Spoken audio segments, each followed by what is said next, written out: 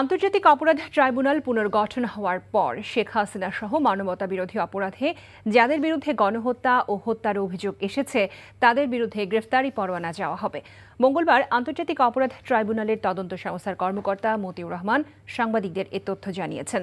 এ পর্যন্ত শেখ হাসিনা সহ আওয়ামী লীগের নেতাদের বিরুদ্ধে হত্যা, গণহত্যার ৩টি মামলা দায়ের করেছে তদন্ত সংস্থা। মিরপুরের শিক্ষার্থী আলভিকে হত্যার ঘটনায় শেখ হাসিনা, হাসানুল হক ইনু, রাশেদ খান মেনন ও আনোয়ার হোসেন মঞ্জু সহ ২৭ জনের বিরুদ্ধে আন্তর্জাতিক অপরাধ ট্রাইব্যুনালে অভিযোগ দায়ের করা হয়। দল হিসেবে আওয়ামী লীগ ও এর সহযোগী সংগঠনকেও আসামি করা হয়েছে। ২০১৩ সালের ৫ মে হেফাজতের সমাবেশে হত্যার ঘটনায় শেখ হাসিনা, শাহরিয়ার কবির, মুনতাসির মামুন ও সাংবাদিক মোজাম্মেল বাবু সহ ১৯ জনের বিরুদ্ধে হত্যা মামলার আবেদন করা হয়েছে। আন্তর্জাতিক অপরাধ ট্রাইব্যুনালের তদন্ত সংস্থায় ইতিমধ্যে ৩টি গণহত্যা এবং মানবতা বিরোধী অপরাধের অভিযোগ এসেছে। ইনভেস্টিগেশন অফিসার জানিয়েছেন যে ট্রাইব্যুনাল পুনর্গঠন হওয়ার সাথে সাথেই এই মামলার আসামিদের বিরুদ্ধে তিনি গ্রেফতারি পরোয়ানার জন্য দরখাস্ত করবেন ট্রাইব্যুনালে। প্রধান আসামি সাবেক প্রধানমন্ত্রী শেখ হাসিনা, এখানে আসামি আছেন সাবেক সেতুমন্ত্রী ওবায়দুল কাদের, সেখানে আসামি আছেন সাবেক মন্ত্রী পরিষদের সদস্যদের মধ্যে আছেন পলক আছেন, আরাফাত আছে, তারপরে আইন মন্ত্রী আনিসুল হক সাহেব আছেন। শেখ হাসিনার বিরুদ্ধে আরও ৩টি মামলা করা হয়েছে, যার মধ্যে ঢাকায় ২টি হত্যা মামলা এবং একটি মামলা হয়েছে বগুড়ায়। বৈষম্য বিরোধী আন্দোলনের সময় রাজধানীর লক্ষ্মীবাজার এলাকায় গুলিতে কবি নজরুল কলেজের ছাত্র ওমর ফারুক হত্যার অভিযোগে শেখ হাসিনা সহ ৪৯ জনের বিরুদ্ধে মামলা দায়ের করা হয়েছে। ঢাকার মেট্রোপলিটন ম্যাজিস্ট্রেট তরিকুল ইসলামের আদালতে মামলার আবেদন করেন নিহতের মা কুলসুমা আক্তার। এ সময় আদালত বাদীর জবানবন্দি গ্রহণ করে সূত্রাপুর থানা পুলিশকে অভিযোগটি এজাহার হিসেবে গ্রহণের নির্দেশ দেন। এদিকে ছাত্র আন্দোলন চলাকালে ঢাকার আদাবরে গার্মেন্টস কর্মী সোহেল রানাকে হত্যার ঘটনায় শেখ হাসিনা সহ ২৫ জনের বিরুদ্ধে ঢাকার সিএমএম আদালতে আরেকটি মামলা করা হয়েছে। নিহত সোহেলের ভাই ইব্রাহিম ঢাকার অতিরিক্ত চিফ মেট্রোপলিটন ম্যাজিস্ট্রেট সুলতান সোহাগ উদ্দিনের আদালতে এ মামলা করেন। পরে শুনানি শেষে আদাবর থানাকে মামলাটি এজাহার হিসেবে গ্রহণের নির্দেশ দেন আদালত। এছাড়া বগুড়ায় শেখ হাসিনা সহ ১৪১ জনের বিরুদ্ধে আরও একটি মামলা হয়েছে। আওয়ামী দুঃশাসনের পর দেশের মানুষকে স্বস্তি দিতে গঠনমূলক রাজনীতি করতে দলীয় নেতাকর্মীদের আহ্বান জানিয়েছেন বিএনপির ভারপ্রাপ্ত চেয়ারম্যান তারেক রহমান।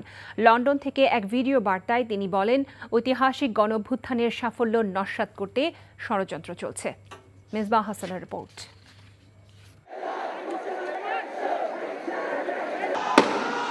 ছাত্র জনতার গণ অভ্যুত্থানের মধ্য দিয়ে শেখ হাসিনা দেশ ছেড়ে পালানোর পর জনপ্রত্যাশা পূরণের লক্ষ্যে একটি নিরাপদ ও মানবিক দেশ গড়ার প্রত্যয় ব্যক্ত করেন বিএনপির ভারপ্রাপ্ত চেয়ারম্যান তারেক রহমান। বলেন, সংখ্যালঘু সম্প্রদায়ের উপর পরিকল্পিত হামলার ছক তৈরি করে দেশকে অস্থিতিশীল সৃষ্টির ষড়যন্ত্র চলছে। ঐতিহাসিক গণ অভ্যুত্থানের সাফল্য ও উদ্দেশ্য নস্যাৎ করে দিতে সুপরিকল্পিতভাবে চলছে ষড়যন্ত্র এবং এই ষড়যন্ত্রের অংশ হিসাবেই একটি ধর্মীয় জনগোষ্ঠীর উপরে পরিকল্পিত হামলার ছক কষে দেশে একটি অস্থিতিশীলতার সৃষ্টির অপচেষ্টা চালানো হয়েছিল। তবে হাসিনা পতন আন্দোলনের পক্ষের শক্তি এবং অন্তর্বর্তী সরকারের সময়োচিত পদক্ষেপের কারণে বিতাড়িত অপশক্তির পরিস্থিতির অবনতি ঘটাতে ব্যর্থ হয়েছে। দেশের ইলেকট্রনিক ও প্রিন্ট মিডিয়ার সংশ্লিষ্টদের দৃষ্টি আকর্ষণ করে বস্তুনিষ্ঠ সংবাদ পরিবেশনের প্রত্যাশা ব্যক্ত করেন বিএনপির ভারপ্রাপ্ত চেয়ারম্যান। আপনারা আপনাদের যার যার সংবাদপত্রে নির্ভয়ে এই শব্দটি লিখবেন, হাসিনা পালিয়েছে। গত ১৫ বছরে যেই সকল পরিবারের মানুষগুলো গুম, খুন, অপহরণের শিকার হয়েছেন, ছাত্র জনতার বিপ্লবে হাজারো মানুষ যারা শহীদ হয়েছেন, আহত হয়েছেন, তাদের এবং তাদের পরিবারের দুঃখ দুর্দশার কথাগুলো আপনারা আপনাদের সংবাদ মাধ্যমে তুলে ধরবেন। এ সময় দলীয় নেতাকর্মীদের প্রতি গঠনমূলক রাজনীতির আহ্বান জানান তারেক রহমান।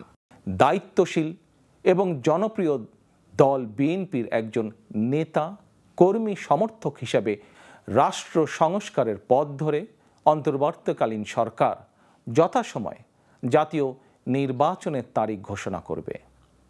সেই নির্বাচনে জনগণের রায় পেতে জনগণের মন জয় করুন।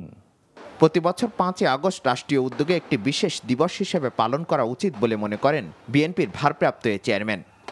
Misbah Hasan, NTV news, Dhaka. Judiciary reforms commission গঠনের মাধ্যমে বিচার বিভাগের সংস্কার করার জন্য সরকারের কাছে সুপারিশ করেছে দেশের বিশিষ্ট নারী নেত্রীগণ। আজ দুপুরে প্রধান উপদেষ্টা অধ্যাপক ডক্টর মোহাম্মদ ইউনূসের সাথে ৩০ জন নারী নেত্রী দেখা করে এই সুপারিশ সহ আরও কিছু সুপারিশ করেন। নারী সমাজ কিন্তু সব আলোচনা কিন্তু নারী কেন্দ্রিক ছিল না, কিছু কিছু আলোচনা দেশের সার্বিক পরিস্থিতি সম্পর্কেও ছিল।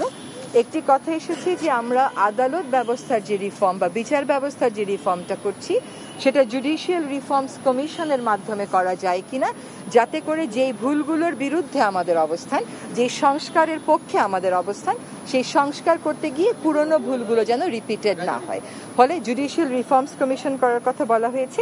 মাননীয় প্রধান উপদেষ্টা বলেছেন যে এখানে আসলে আমি যা পড়ে শোনালাম তার চাইতে অনেক বেশি বিস্তারিত সুপারিশ এসেছে, তো যে আপনারা নিজেরা এখন একটু বসে একটা এমন ম্যান্ডেট দেন যেখানে আমাদের কাজ করতে সুবিধা হবে। কারণ কাজটা আমরা শুরু করলাম, আর যদি শেষ করতে না পারি তাহলে অর্ধ সমাপ্ত কাজ করে লাভ নেই। কাজে আমাদেরকে এই এত সুপারিশের মধ্যেও কিছু অগ্রাধিকার ঠিক করেন, যেগুলো আমরা যদি করে না দিয়ে যাই হয়তো দলীয় সরকারের সময় সেটা করাটা একটু কষ্টকর হয়ে যাবে। সেই অগ্রাধিকারের তালিকাটা উনি ঠিক করতে বলেছেন। কোটা আন্দোলন ঘিরে সহিংসতায় কমপক্ষে ১,০০০ মানুষের প্রাণহানি হয়েছে বলে তথ্য দিয়েছে হিউম্যান রাইটস সাপোর্ট সোসাইটি। সেই সাথে প্রায় ২৫,০০০ মানুষ আহত হওয়ার কথা জানিয়েছে তারা। জাতীয় প্রেসক্লাবে এক সংবাদ সম্মেলনে তারা দাবি করেছেন ৪৭০ জন নিহতদের মধ্যে বেশিরভাগের বয়স ৩০-এর কম। এ সময় তাদের প্রতিবেদনে উল্লেখ করা হয় নিহতদের মধ্যে প্রায় ৭৮% মানুষকে পিটিয়ে হত্যা করা হয়েছে। নিহতদের মধ্যে প্রায় ৩ শতাধিক মানুষ আইন শৃঙ্খলা বাহিনীর হাতে নিহত হয়েছে বলেও প্রতিবেদনে বলা হয়। বিভিন্ন গণমাধ্যম হাসপাতালের তথ্য পর্যালোচনা করে এসব তথ্যপাত্র তুলে ধরেন human rights support society. HSC ও সমমানের পরীক্ষার বাকি বিষয়গুলোর পরীক্ষা অর্ধেক প্রশ্নোত্তরে অনুষ্ঠিত হবে, আর পরীক্ষা ১১ সেপ্টেম্বর থেকে আরও ২ সপ্তাহ পেছাতে পারে। আজ শিক্ষা মন্ত্রণালয়ে অন্তর্বর্তী সরকারের শিক্ষা উপদেষ্টা ওয়াহিদুদ্দিন মাহমুদের সভাপতিত্বে অনুষ্ঠিত সভায় এই সিদ্ধান্ত হয়। তবে পরীক্ষার সময় পূর্ণ সময়ই থাকছে। সংস্কার আন্দোলন এবং ছাত্র জনতার অভ্যুত্থানের কারণে উদ্ভূত পরিস্থিতিতে কয়েক দফায় এইচএসসি ও সমমানের পরীক্ষা স্থগিত করা হয়। দফায় দফায় পরীক্ষা স্থগিত হয়ে সবশেষ আগামী ১১ সেপ্টেম্বর পরীক্ষাগুলো নিতে অন্তর্বর্তী সরকারের কাছে প্রস্তাব দেয় শিক্ষা বোর্ড। পরীক্ষার্থীদের দাবির প্রেক্ষিতে আজ এইচএসসির বাকি পরীক্ষাগুলোর পরীক্ষা অর্ধেক প্রশ্নোত্তর নেওয়ার সিদ্ধান্ত নেওয়া হলো, আর পরীক্ষা ১১ সেপ্টেম্বর থেকে পরীক্ষা আরও ২ সপ্তাহ পেছানোর সিদ্ধান্ত হলো। ফেনীর পরশুরাম ও ফুলগাজী উপজেলার ১.৫ মাসের ব্যবধানে উপজেলা তৃতীয় দফায় বন্যার পানিতে ডুবেছে জনপদ, প্লাবিত হয়েছে ৭০টি গ্রাম। গত কয়েকদিনের ভারী বৃষ্টিপাত ও ভারতের উজান থেকে নেমে আসা পাহাড়ি ঢলে মুহুরী, কহুয়া ও সেলোনিয়া নদীর বন্যা নিয়ন্ত্রণ বাঁধের গতবারের ১৭টি ভাঙন অংশে পানি প্রবেশ করে চরম ভোগান্তিতে পড়েছেন হাজার হাজার মানুষ। রাস্তাঘাট, বাড়িঘর, ফসলি জমি ও পুকুর এবং মাছের ঘের পানিতে তলিয়ে গেছে। লোকালয়ে পানি ঢুকে ২ উপজেলার অন্তত ৭০টি গ্রাম প্লাবিত হয়ে প্রায় ১৫,০০০ পরিবার পানিবন্দী রয়েছে। যারা ব্যাংক লুট করেছে তাদের বিরুদ্ধে ব্যবস্থা নিতে গভর্নরের প্রতি আহ্বান জানিয়েছেন ব্যবসায়ী নেতারা। সকালে বাংলাদেশ ব্যাংকের গভর্নর ডক্টর আহসান এইচ মনসুরের সাথে কেন্দ্রীয় ব্যাংকে সাক্ষাৎ শেষে এই দাবি জানান ব্যবসায়ীরা। বৈঠক শেষে এফবিসিসিআইয়ের সাবেক সভাপতি আব্দুল আওয়াল মিন্টু জানান, দুর্বৃত্তায়ন ও অনিয়মের মাধ্যমে যেসব ব্যবসায়ী ব্যাংক লুট ও অবৈধ সম্পদ অর্জন করেছে তাদের বিরুদ্ধে ব্যবস্থা নেওয়ার দাবি জানানো হয়েছে। এফবিসিসিআইয়ের সভাপতি মাহবুব আলম বলেন, বর্তমান পরিস্থিতির বাস্তবতায় ঋণের কিস্তির পরিশোধের মেয়াদ বাড়ানোর দাবি জানানো হয়েছে। এছাড়া বৈঠকে এস আলমের ৬ ব্যাংকের ঋণ বিতরণ ও এলসি খোলা বন্ধের বিষয়ে উদ্বেগ জানানো হয়েছে কেন্দ্রীয় ব্যাংকের গভর্নরের কাছে। ব্যাংকিং খাতে সংস্কার, এটাকে খুব বেশি গুরুত্ব দেওয়া হয়েছে। সংস্কারটা খুব জরুরি প্রয়োজন আমরা বলেছি। ঋণের বেতনের কথাটা আমরা বলেছি, যেটা এর আগেও আমরা বলেছিলাম যে আমাদের ১ মাসের একটা সফট লোন বেতনের জন্য দেওয়া, আর ঋণের কিস্তি স্থগিত ৬ মাসের জন্য। যারা সম্পদ লুট করছে, অন্যায়ভাবে সম্পদ অর্জন করছে সৃষ্টি না করে, এবং তারা ব্যাংকগুলো লুট করছে, তাদের বিরুদ্ধে কঠোর শাস্তি নেওয়ার জন্য আমরা বলে আসছি। একটা ব্যাংকিং কমিশন গঠন করা, সেই ব্যাংকিং কমিশন উনি গঠন করে দেবে বলতেছে। যেহেতু এখানে অনেক লুটপাট হয়েছে, বিভিন্ন ব্যাংক থেকে প্রচুর টাকা চলে গেছে, নিয়ে গেছে। দুর্বৃত্তায়নের বিরুদ্ধে উনি একটা ব্যবস্থা নেবে বলছে। আন্তর্জাতিক অপরাধ ট্রাইব্যুনাল পুনর্গঠন হওয়ার পর শেখ হাসিনা সহ মানবতা বিরোধী অপরাধে যাদের বিরুদ্ধে গণহত্যা ও হত্যার অভিযোগ এসেছে তাদের বিরুদ্ধে গ্রেফতারি পরোয়ানা চাওয়া হবে। মঙ্গলবার আন্তর্জাতিক অপরাধ ট্রাইব্যুনালের তদন্ত সংস্থার কর্মকর্তা মতিউর রহমান সাংবাদিকদের এই তথ্য জানিয়েছেন। এ পর্যন্ত শেখ হাসিনা সহ আওয়ামী লীগের নেতাদের বিরুদ্ধে হত্যা, গণহত্যার 3টি মামলা দায়ের করেছে তদন্ত সংস্থা। মিরপুরে শিক্ষার্থী আলভিকে হত্যার ঘটনায় শেখ হাসিনা, হাসানুল হক ইনু, রাশেদ খান মেনন সহ 27 জনের বিরুদ্ধে আন্তর্জাতিক অপরাধ ট্রাইব্যুনালে অভিযোগ দায়ের করা হয়। দল হিসেবে আওয়ামী লীগ ও এর সহযোগী সংগঠনকেও আসামি করা হয়েছে। 2013 সালের 5 মে হেফাজতের সমাবেশে হত্যার ঘটনায় শেখ হাসিনা, শাহরিয়ার কবির, মুনতাসির মামুন ও সাংবাদিক মোজাম্মেল বাবু সহ 19 জনের বিরুদ্ধে হত্যার মামলার আবেদন করা হয়েছে। আন্তর্জাতিক অপরাধ ট্রাইব্যুনালের তদন্ত সংস্থায় ইতিমধ্যে 3টি গণহত্যা এবং মানবতা বিরোধী অপরাধের অভিযোগ এসেছে। ইনভেস্টিগেশন অফিসার জানিয়েছেন যে ট্রাইব্যুনাল পুনর্গঠন হওয়ার সাথে সাথেই এই মামলার আসামিদের বিরুদ্ধে তিনি গ্রেফতারি পরোয়ানার জন্য দরখাস্ত করবেন ট্রাইব্যুনালে। প্রধান আসামি সাবেক প্রধানমন্ত্রী শেখ হাসিনা, এখানে আসামি আছেন সাবেক সেতুমন্ত্রী ওবায়দুল কাদের, সেখানে আসামি আছেন সাবেক মন্ত্রী পরিষদের সদস্যদের মধ্যে আছেন পলক আছেন, আরাফাত আছে, তারপরে আইন মন্ত্রী আনিসুল হক সাহেব আছেন। স্থগিত হওয়া এইচএসসি ও সমমানের পরীক্ষা বাতিল করা হয়েছে। ফল প্রকাশ কিভাবে হবে তা পরবর্তীতে জানানো হবে বলে জানিয়েছেন আন্তঃশিক্ষা বোর্ড সমন্বয়ক। এর আগে দুপুরে স্থগিত হওয়া পরীক্ষা বাতিলের দাবি জানিয়ে সচিবালয়ে বিক্ষোভ করে পরীক্ষার্থীরা। দুপুর 2টার দিকে কয়েকশো এইচএসসি পরীক্ষার্থী পুলিশি বাধা ডিঙিয়ে সচিবালয়ে ঢুকে পড়েন। শিক্ষার্থীদের এ সময় বিভিন্ন স্লোগান দিতে দেখা যায়। পরে বৈষম্য বিরোধী ছাত্র আন্দোলনের সমন্বয়ক হাসনাত আব্দুল্লাহ জানান, স্থগিত হওয়া পরীক্ষা বাতিল করে সাবজেক্ট ম্যাপিং এর মাধ্যমে বাকি বিষয়গুলো ফল দেওয়ার দাবি জানানো হয়েছে। যদিও দুপুরের আগে শিক্ষা মন্ত্রণালয় অন্তর্বর্তী সরকারের শিক্ষা উপদেষ্টা ওয়াহিদুদ্দিন মাহমুদের সভাপতিত্বে অনুষ্ঠিত সভায় সিদ্ধান্ত হয়েছিল স্থগিত হওয়া পরীক্ষাগুলো 100 নম্বরের পরিবর্তে 50 নম্বরে হবে। জানানো হয় প্রয়োজনে আরও 2 সপ্তাহ পরীক্ষার তারিখ পেছানো হতে পারে। সংস্কার আন্দোলন এবং ছাত্র জনতার অভ্যুত্থানের কারণে উদ্ভূত পরিস্থিতিতে কয়েক দফা এইচএসসি সমমানের পরীক্ষা স্থগিত করা হয়। ভারী বৃষ্টিতে আবারও জলাবদ্ধতার কবলে পড়েছে চট্টগ্রাম। প্রতি বর্ষায় এ ধরনের দুর্ভোগ নিরসনে কাজ চলছে টানা 7 বছর ধরে। ব্যয় হচ্ছে হাজার হাজার কোটি টাকা, কিন্তু সংকটের সমাধান মিলছে না। আরও জানাচ্ছেন শামসুল হক হায়দরি, ক্যামেরায় ছিলেন এনামুল হক। ঘণ্টা খানেক ভারী বৃষ্টি হলেই জলাবদ্ধতার কবলে পড়ে চট্টগ্রাম শহর। ডুবে যায় নগরীর প্রায় 100-র বেশি এলাকা। কোনো কোনো এলাকায় জলাবদ্ধতা থেকে যায় দিনের পর দিন। এমন পরিস্থিতিতে চরম ভোগান্তিতে পড়েন এলাকাবাসী। এই যে আমরা আজকে যে অফিসে আসছি, আপনার এই কোমর হাঁটু পানি দিয়ে আপনার অফিসে যাতায়াত করতেছি। আপনার জানেন ঘর বাড়ি ডুবে যাইতেছে এবং বাচ্চা কাচ্চা নিয়ে পড়াশোনা অনেক স্কুল কলেজে যেতে পারে না বাচ্চারা। সিটি কর্পোরেশন বলছে চট্টগ্রাম শহরে প্রতিদিন সৃষ্টি হয় প্রায় 21,000 মেট্রিক টন বর্জ্য। বিপরীতে সিটি কর্পোরেশনের অপসারণ ক্ষমতা সর্বোচ্চ 17,000 মেট্রিক টন। বাকি বর্জ্য থেকে যায় নালা নর্দমায়। এই অবস্থায় পানি সরতে না পারাটা জলাবদ্ধতার কারণ বলে মনে করেন এলাকাবাসীও। এখানে নালার পরিষ্কারটা ঠিকমতো হয় না, মানে পরিষ্কার করতে আসে না কেউ, এরকম আর কি।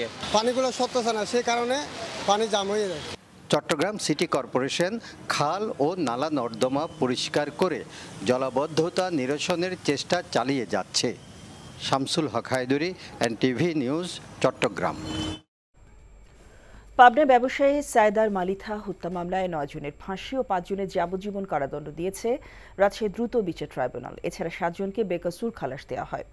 দুপুরে বিচারক মোহাম্মদ মহিদুজ্জামান এই রায় দেন। মৃত্যুদণ্ডপ্রাপ্তরা হলেন আনোয়ার আহমেদ স্বপন মালিথা, আশিক, আলিফ, রিপন খান, রাকিব, ইয়াসিন আরাফাত, ইস্তি, আলাউদ্দিন, রঞ্জু ও জনি। মামলার এজাহারে বলা হয়েছে, পাবনার হেমায়তপুর ইউনিয়নের সাবেক চেয়ারম্যান আলাউদ্দিন মালিথার সাথে তার চাচাতো ভাই সাইদুর রহমান মালিথার ব্যবসা ও জমি নিয়ে দ্বন্দ্ব চলছিল। এর জেরে 2022 সালে 9 সেপ্টেম্বর প্রতিপক্ষের গুলি ও ধারালো অস্ত্রের আঘাতে সাইদার রহমান মালিথা নিহত হন। এই ঘটনায় নিহতের স্ত্রী বাদী হয়ে পাবনায় হত্যা মামলা দায়ের করে।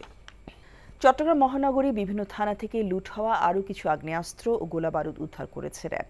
সরকার পতনের পর দুর্বৃত্তরা চট্টগ্রাম মহানগরী বিভিন্ন থানায় ভাঙচুর, অগ্নিসংযোগ এবং লুটপাট চালায়। আগ্নেয়াস্ত্র, গোলাবারুদ এবং বিভিন্ন সরঞ্জামাদি লুট করে নিয়ে যায়। এসব অস্ত্র উদ্ধারে গোয়েন্দা নজরদারির মাধ্যমে ইতোমধ্যে চায়না রাইফেল, শর্টগান এবং বিভিন্ন ধরনের 22 রাউন্ড গোলাবারুদ উদ্ধার করা হয়। উদ্ধারকৃত অস্ত্র ও গোলাবারুদ চট্টগ্রাম মেট্রোপলিটন পুলিশের কাছে হস্তান্তর করা হয়। গুজব ছড়িয়ে লালমনিরহাট ও ঠাকুরগাঁও সীমান্তে হিন্দু সম্প্রদায়ের লোকজনকে জড়ো করা হয়েছিল। চক্রান্তকারীদের চিহ্নিত শেষে গ্রেফতার অভিযান চলছে বলে জানিয়েছে বিজিবি। যারা দেশের ভাবমূর্তি ক্ষুণ্ণ করতে গুজব ছড়িয়েছে তাদের চিহ্নিত করা হয়েছে জানিয়ে বিজিবির Rangpur region commander brigadier general Khandaker Shafiquzzaman বলেন, দোষীদের গ্রেফতারে অভিযান চলছে। দুপুরে লালমনিরহাটের হাতীবান্ধা থানা পরিদর্শনে গিয়ে সাংবাদিকদের কাছে তিনি সব কথা বলেন। বগুড়া জেলা ড্যাবের আয়োজনে বৈষম্য বিরোধী ছাত্র আন্দোলনের বিরুদ্ধে অবস্থানকারী ডিজি হেলথের ডিজি রোবেদ আমিন সহ সকল কর্মকর্তা প্রত্যাহারের দাবিতে মানববন্ধন অনুষ্ঠিত হয়েছে। দুপুরে শহীদ জিয়াউর রহমান মেডিকেল কলেজ হাসপাতালের সামনে এই মানববন্ধনে উপস্থিত ছিলেন জেলা ড্যাবের সভাপতি অধ্যাপক ডাক্তার শাহ মোহাম্মদ শাহজাহান আলী, সাধারণ সম্পাদক ডাক্তার ইউনুস আলী সহ সকল পর্যায়ের নেতৃবৃন্দরা।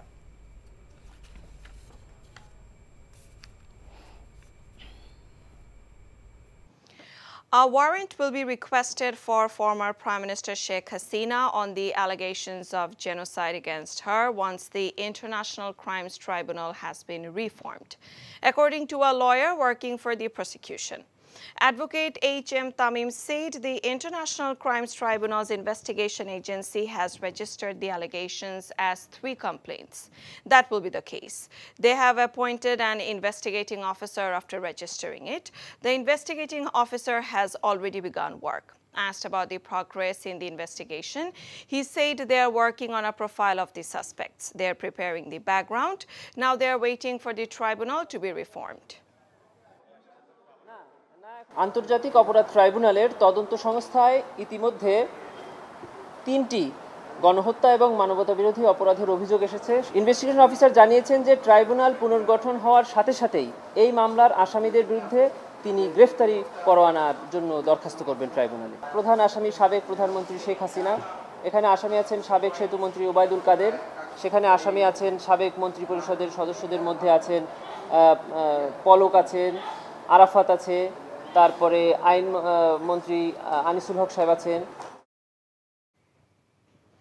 BNP's acting chairman Tariq Rahman has said that a change in power is not just a transfer of state power. A change in power means a qualitative change in the state and politics. He said without ensuring the political and economic empowerment of the people, it is not possible to achieve the desired qualitative change in the state and politics. To ensure public participation in the desired state reforms and to make the democratic system sustainable, a government that is accountable to the people through their votes must be established.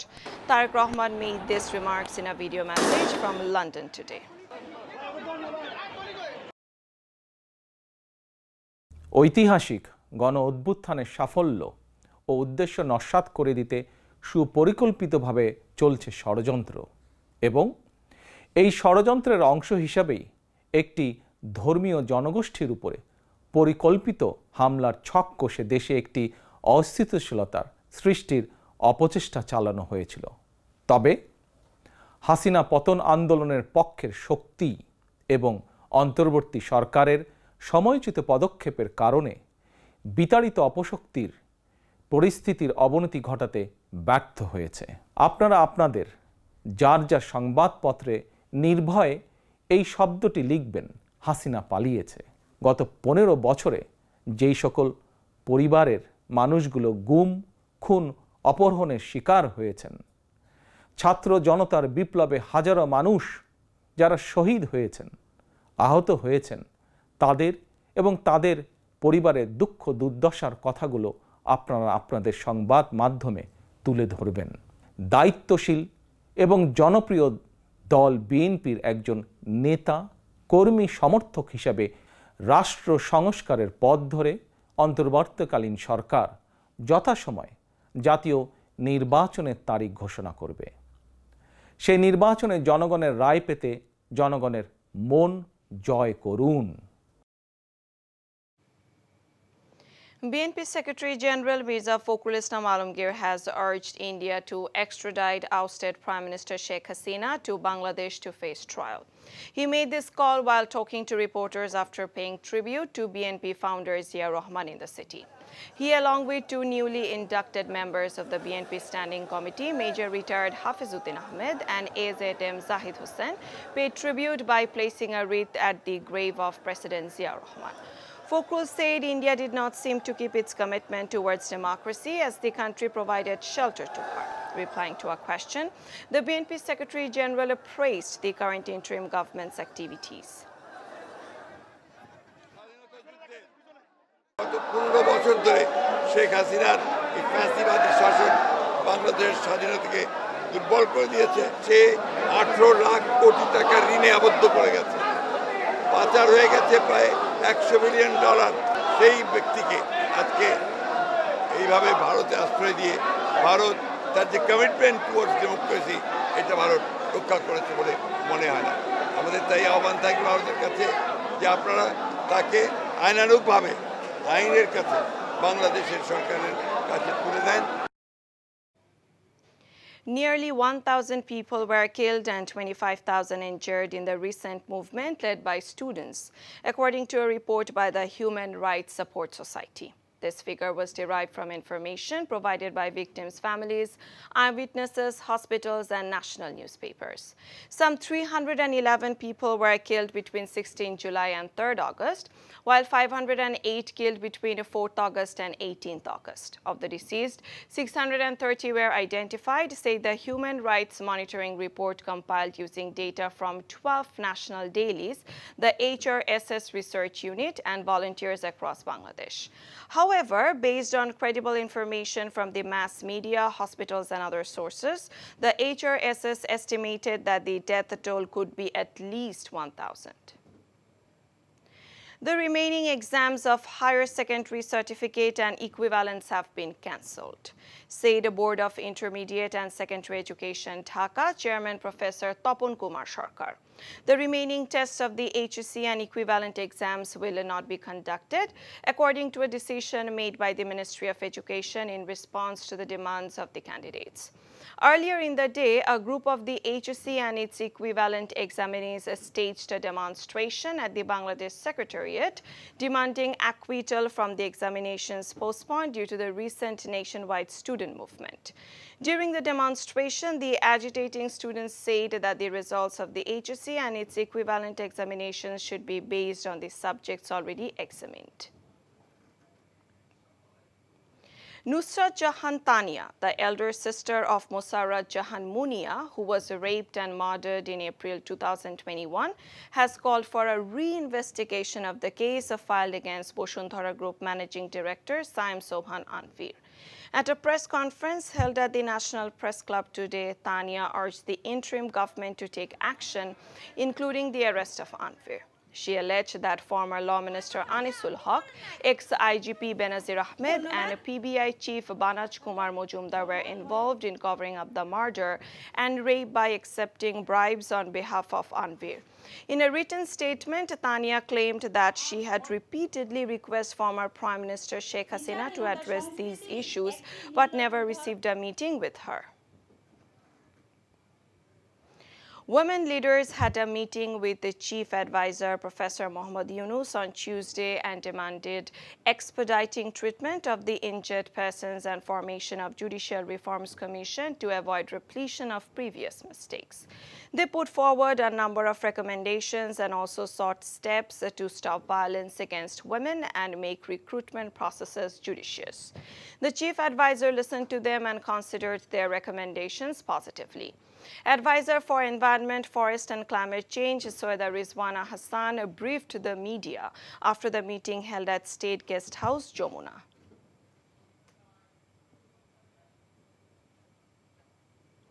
Police have received permission to question Awami League leaders Dipu Moni, the former Minister for Social Welfare, for 4 days, and Arif Khan Joy, the former Deputy Minister for Sports, for 5 days while in their custody.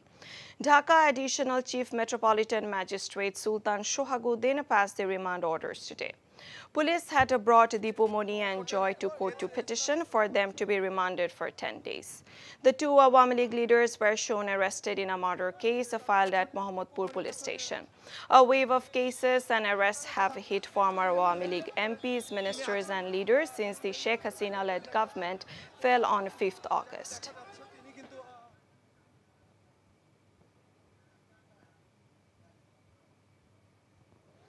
Bangladesh Bank will no longer save any bank by providing it with special liquidity support, Bangladesh Bank Governor Ahsan H. Mansoor said today. The central bank has suspended special liquidity support for some Sharia-based banks, he said in a press conference after a meeting with the delegation of the FBCCI. The governor said the banking regulator has already capped lending activities of 6 ailing banks. At the meeting, the FBCCI team demanded punishment of the people who scammed and looted banks in the name of doing businesses. শিক্ষার্থীদের দাবির মুখে বাতিল হলো HSC ও সমমানের স্থগিত 6 পরীক্ষা। আন্দোলনরত শিক্ষার্থীরা সচিবালয়ে প্রবেশ করে বিক্ষোভের পর বিকেলে এই ঘোষণা দেন আন্তঃশিক্ষা বোর্ড সমন্বয় কমিটির সভাপতি তপন কুমার সরকার। তবে কোন প্রক্রিয়ায় ফলাফল দেওয়া হবে তা দ্রুতই জানানো হবে বলে উল্লেখ করেন তিনি। রিপোর্ট করছেন রকুনউদ্দিন।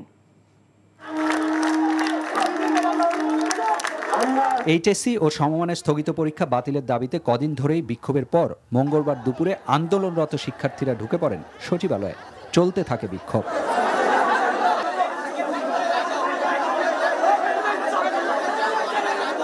অনেক ভাইরা হাসপাতালে আছে যাদের হাত পা নাই, তারা কাতরাচ্ছে। আপনার হাসপাতালে গিয়ে দেখেন তাদের কি অবস্থা। আমাদের আর পরীক্ষায় বসতে যাচ্ছি না, বাকি মূল্যায়ন তারা করে আমাদের রেজাল্ট দিয়ে দিবে। আমরা এখন চাই আমাদের যেমন 7টা পরীক্ষা নেওয়া হয়েছে, বাকিগুলা এসএসসি পরীক্ষা অনুযায়ী আমাদের রেজাল্টটা করে দিক।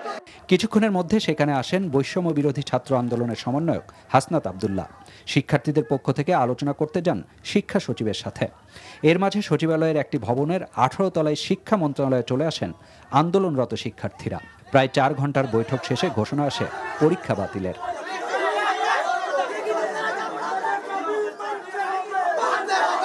এখান থেকে আমরা ওই অবশিষ্ট পরীক্ষাগুলো বাতিল ঘোষণা করছি। ফলাফল মূল্যায়নের বিষয়ে অচিরেই আমরা একটা পর্যালোচনা করে সিদ্ধান্ত জানাবো। বাতিলের ঘোষণা এলেও প্রজ্ঞাপন না হয় সচিবালয়ের গেটগুলো বন্ধ করে রাখেন আন্দোলনরত শিক্ষার্থীরা। ফলে অফিস শেষ হওয়ার পরও সেখানেই আটকে পড়েন সচিবালয়ের সব কর্মকর্তা ও কর্মচারীরা। সন্ধ্যা 6টা নাগাদ একটি গেট খুলে দেওয়া হলে ধীরে ধীরে বের হয়ে আসেন সবাই। রকুনউদ্দিন, এনটিভি নিউজ, ঢাকা। আন্তর্জাতিক অপরাধ ট্রাইব্যুনাল পুনর্গঠন হওয়ার পর শেখ হাসিনা সহ যাদের বিরুদ্ধে মানবতা বিরোধী অপরাধ, গণহত্যা ও হত্যার অভিযোগ রয়েছে তাদের বিরুদ্ধে গ্রেপ্তারি পরোয়ানা চাওয়া হবে বলে জানিয়েছে ট্রাইব্যুনালের তদন্তকারী সংস্থা। এছাড়া আন্তর্জাতিক অপরাধ ট্রাইব্যুনাল সহ সারা দেশের বিভিন্ন জেলায় আরও 9টি মামলা হয়েছে শেখ হাসিনা সহ তার দলের নেতাকর্মীদের বিরুদ্ধে। মইদুল ইসলামের রিপোর্ট। সম্প্রতি দেশের ছাত্র আন্দোলনের সময় গণহত্যা এবং মানবতা বিরোধী অপরাধের অভিযোগে ঢাকা, নারায়ণগঞ্জ, রাজশাহী, বগুড়া, জয়পুরহাট ও রংপুর সহ বিভিন্ন জেলায় মামলা দায়ের করা হয়েছে সাবেক প্রধানমন্ত্রী শেখ হাসিনা সহ তার দলের অসংখ্য নেতাকর্মীদের বিরুদ্ধে। মানবতা বিরোধী অপরাধের জন্য মামলা হয়েছে আন্তর্জাতিক অপরাধ ট্রাইব্যুনালেও। আর দল হিসেবে আওয়ামী লীগ ও এর সহযোগী সংগঠনকেও করা হয়েছে আসামি।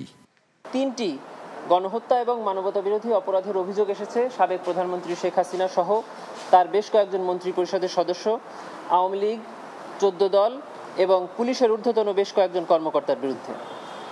আন্তর্জাতিক অপরাধের তদন্ত সংস্থা আমাদের এই অ্যাপ্লিকেশনগুলো একটি কমপ্লেইন্ট রেজিস্টার হিসাবে নথিভুক্ত করেছেন। তদন্তকারী কর্মকর্তা ইতিমধ্যে তদন্ত কার্যক্রম শুরু করেছেন। ইনভেস্টিগেশন অফিসার জানিয়েছেন যে ট্রাইব্যুনাল পুনর্গঠন হওয়ার সাথে সাথেই এই মামলার আসামিদের বিরুদ্ধে তিনি গ্রেফতারি পরোয়ানার জন্য দরখাস্ত করবেন।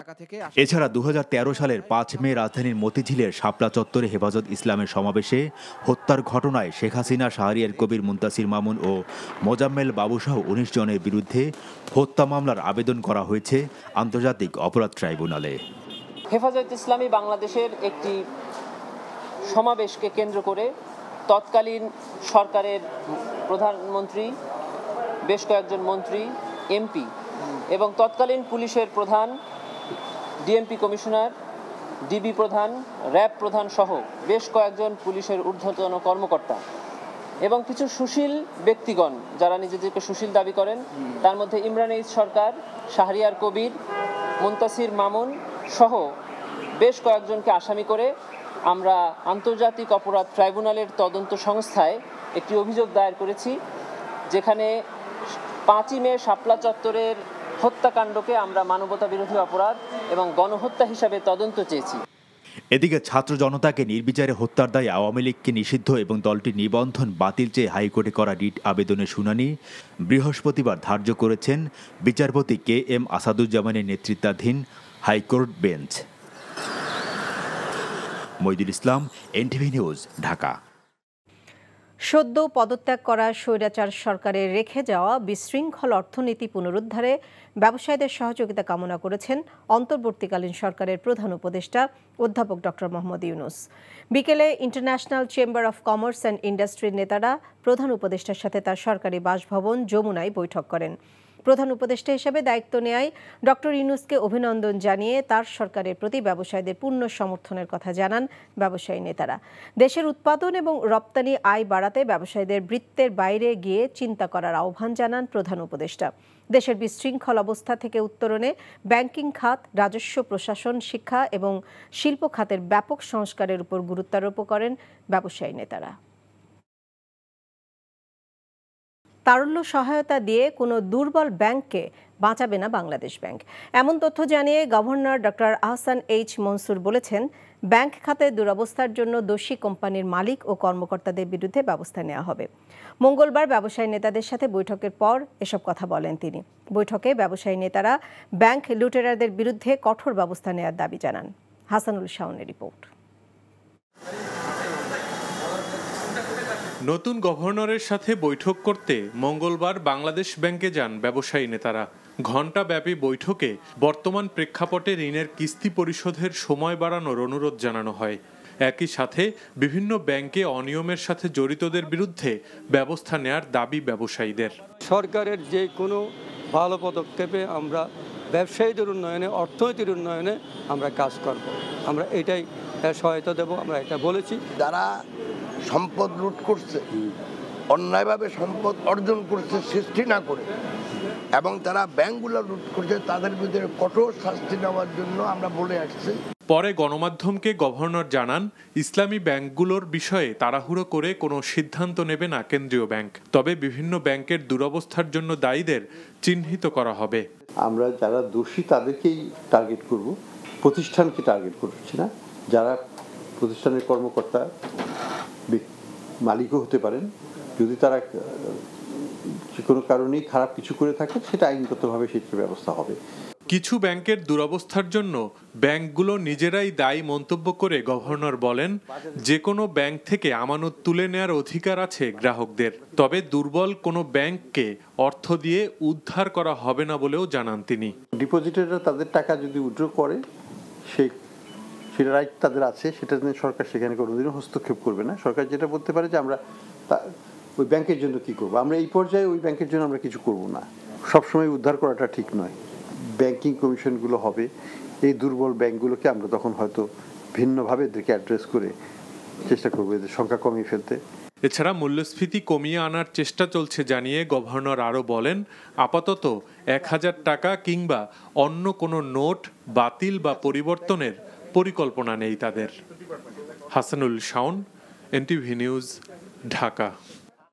আগের সরকারের নেয়া ঋণের বোঝা বড় চাপ উল্লেখ করে অর্থ উপদেষ্টা সালেউদ্দিন আহমেদ বলেছেন, সময় বাড়ানোর জন্য আলাপ আলোচনা করা হচ্ছে।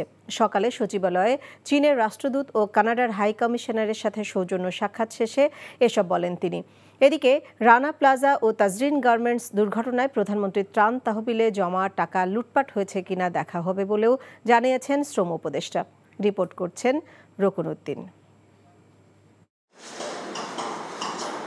মঙ্গলবার সকালে সচিবালয়ে অর্থ উপদেষ্টার সাথে সৌজন্য সাক্ষাৎ করেন বাংলাদেশে নিযুক্ত চীনের রাষ্ট্রদূত ও কানাডার হাই কমিশনার। দুই দেশের পক্ষ থেকে অন্তর্বর্তীকালীন সরকারকে স্বাগত জানিয়ে সব রকমের সহায়তার আশ্বাস দেওয়া হয়। China we have our expectations, so it is some process we sit down to discuss and come with the consensus. So we'll continue to work with government and to see what we can do to support and to move forward together. আর্থিক খাতে আগের সমস্যাগুলো আর হবে না বলে দেশ দুটিকে আশ্বস্ত করা হয়েছে বলে জানান অর্থ উপদেষ্টা। আনফরচুনেট এটা এত বড় একটা ঋণের বোঝা নিয়ে এটা বড় প্রেশার, প্রচন্ড প্রেশার, কারণ এগুলো নিয়েছে ওরা চুক্তি করে, তাই না, নিয়েছে এগুলো তো আমাদের ডোনারদেরকে আমরা বলতে হবে যে এটা বিরাট প্রেশার। এটাই আমি বলেছি কত জায়গায় গেছে এই প্রজেক্টগুলো আমরা এগুলো রিভিউ করছি। এইভাবে বেঁচে থাকার যে এদিকে সচিবালয়ে রানা প্লাজা ও তাজরিন তৈরি পোশাক কারখানার দুর্ঘটনায় ক্ষতিগ্রস্তদের সাথে বৈঠক করেন শ্রম উপদেষ্টা। এ সময় তাদের সহায়তার আশ্বাস দেন তিনি। প্রধানমন্ত্রীর ত্রাণ তহবিলের ব্যাপারটা আমরা সিরিয়াসলি দেখব যে সেটা যদি লোপাট না হয়ে থাকে কিংবা লোপাট হলেও কিভাবে সেটা আপনাদের পুনর্বন্টন করা যায়, এবং আহতদের চিকিৎসার জন্য যেই ট্রাস্ট আছে সেই ট্রাস্ট ঠিকভাবে কাজ করছে কিনা সেটা আমরা মনিটর করব। বাংলাদেশের শ্রমিকরা আর অবহেলিত থাকবে না বলেও আশ্বস্ত করেন শ্রম উপদেষ্টা। গঠনে আপনারা রকনউদ্দিন, এনটিভি নিউজ, ঢাকা। হত্যা মামলায় সাবেক মন্ত্রী ডাক্তার দীপু মনিকে 4 দিনের ও সাবেক উপমন্ত্রী আরিফ খান জয়ের 5 দিনের রিমান্ড মঞ্জুর করেছে আদালত। রাজধানীর মোহাম্মদপুরে মুদি দোকানি আবু সায়েদকে গুলি করে হত্যার মামলায় তাদের রিমান্ডের আদেশ দেয় ঢাকার সিএমএম আদালত। মেজবা হাসানের আরেকটি রিপোর্ট। ডাক্তার দীপু মনি রাজনীতিতে আসার শুরু থেকেই জমি দখল, প্রকল্পে দুর্নীতি সহ নানা কর্মকাণ্ডের মাধ্যমে বিতর্কে জড়িয়েছেন। বিশেষ করে পররাষ্ট্র এবং শিক্ষা মন্ত্রণালয়ে মন্ত্রী থাকার অবস্থায় তার বিরুদ্ধে বিভিন্ন সময় অভিযোগ ওঠে। মাত্র 35 লাখ টাকার 2টি ফ্ল্যাট থেকে 5 বছরে 3 কোটি 60 লাখ টাকার 3টি ফ্ল্যাটের মালিক হয়েছেন। সম্পদ বেড়ে হয়েছে কয়েক গুণ। শিক্ষামন্ত্রী হওয়ার পর দেশের শিক্ষা ব্যবস্থা নিয়েও বিতর্কে জড়িয়েছেন এই মন্ত্রী। শুধু তাই নয়, নদী দখলে সহায়তাকারী হিসেবে নাম কুড়িয়ে আখ্যা পেয়েছেন বালুখেকু হিসেবে। ওরা মোবাইল সাউন্ড এবং সাসপেন্ডেড পার্টিকেলের ফলে ওইখানে ফাইটোপ্লাঙ্কটন হবে না, জুপ্লাঙ্কটন হবে না, মাছের খাবার হবে না। কিন্তু এই হায়ানার দল থেকে আমি কিন্তু মুক্ত রাখতে পারছি না, কারণ এই হায়ানার দলের পেছনে আছে একজন রাজনৈতিক শক্তি, একজন চাঁদপুরের এক নারী মন্ত্রী, তাদেরকে এই সহায়তা করে। আশেপাশের যে লোকজনগুলি বাস করত, সে প্রান্তিক জনগণ, তারা ঘুমাতে পারত না যে ভাঙনের ভয়তে। সেই ভাঙন আবার চাঁদপুরবাসীর সেই চরের লোকের ফিরে আসবে। শেখ হাসিনা সরকারের আরেক প্রতাপশালী সাবেক ক্রীড়া উপমন্ত্রী আরিফ খান জয় খেলার মাঠে অস্ত্র নিয়ে তুমুল সমালোচিত হন। প্রভাবশালী এই দুই নেতাকে মঙ্গলবার হত্যা মামলার দায়ে নেওয়া হয় ঢাকার সিএমএম কোর্টে।